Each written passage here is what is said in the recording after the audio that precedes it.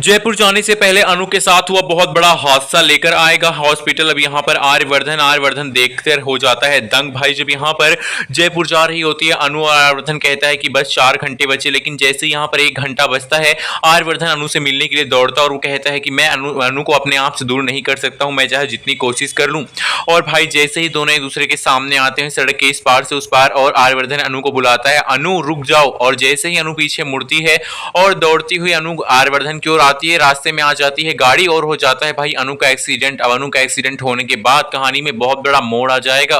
भाई अब आर्यवर्धन को अपनी गलती का एहसास होगा। आर्यवर्धन ने क्यों आखिरकार 24 घंटे की मोहलत लेकर यहाँ पर अनु से मिलने वो नहीं गया, और अनु की इस हालत का जिम्मेदार आर्यवर्धन खुद है। अब भाई अनु का एक्सीडेंट होने के बाद अनु को लेकर हॉस्पिटल अपनी गोद में लेकर जाने वाले हैं आर्यवर्धन के सारे कोट पर अनु से निकला हुआ खून लग जाएगा, और अनु का खून लगने की वजह से आर्यवर्धन इतने ज्यादा दुखी हो जाएंगे तो उनका रो रो कर बुरा हाल होगा कि आज अनु की इस हालत की जिम्मेदार आर्यवर्धन है। अगर आर्यवर्धन 24 घंटे से पहले अनु से मिलने उस मंदिर या फिर कहीं भी चले गए होते तो आज अनु की हालत ऐसी ना होती। अब आर्यवर्धन अपने आप को दोषी करार देंगे। जहां पे पुष्पा जी आएंगे और पुष्पा जी कहेंगी आपने मेरी बेटी को इतना बड़ा अपॉर्चुनिटी दिया था, उसको जयपुर में ट्रांसफर किया, लेकिन लगता है भगवान की मर्जी ये नहीं है। भगवान की मर्जी यही है कि अनु आपके पास रहकर ही काम करे।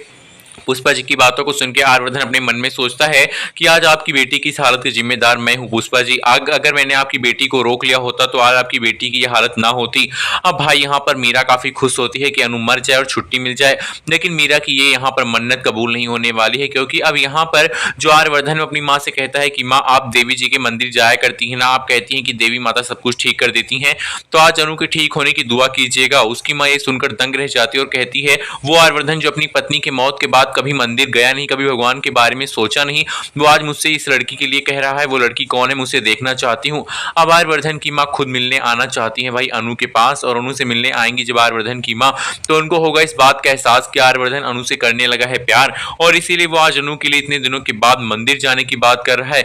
और भाई आर्यवर्धन खुद अपने सर पे घड़े में पानी लेकर जाएगा और भगवान भोलेनाथ का अभिषेक करेगा और उनको जल चढ़ाकर भगवान से अनु की जल्दी ठीक हो जाने की विनती करेगा।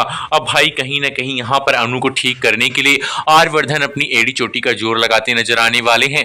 आर्यवर्धन अपने आप को इतना ज्यादा मसरूफ कर चुके हैं अनु के अंदर कि वो अनु को ठीक करना ही चाहते हैं। अब भाई ये सब देखकर आर्यवर्धन की माँ एक बात जान गई है कि आर्यवर्धन और अनु की अगर शादी हो जाती है तो आर्यवर्धन की निराश भरी जिंदगी में, इस बंजर जिंदगी में फिर से खुशहाली के फूल खिल जाएंगे। इसलिए वो बहुत जल्द पुष्पा जी के पास शादी का रिश्ता लेकर जाएंगी जैसे ही अनु ठीक हो जाएगी। अनु के ठीक होने के बाद फिर से उसकी माँ उससे मिलने जाने वाली है, और आर्यवर्धन अपने आप को कहेगा अनु से कि मैं तुमसे बहुत प्यार करता हूं अनु, और मैं तुमसे दूर बिल्कुल भी नहीं रह सकता हूं। मैंने बहुत बड़ी गलती की तुम्हारा ट्रांसफर जयपुर में करके, मुझे उस गलती के लिए माफ कर देना।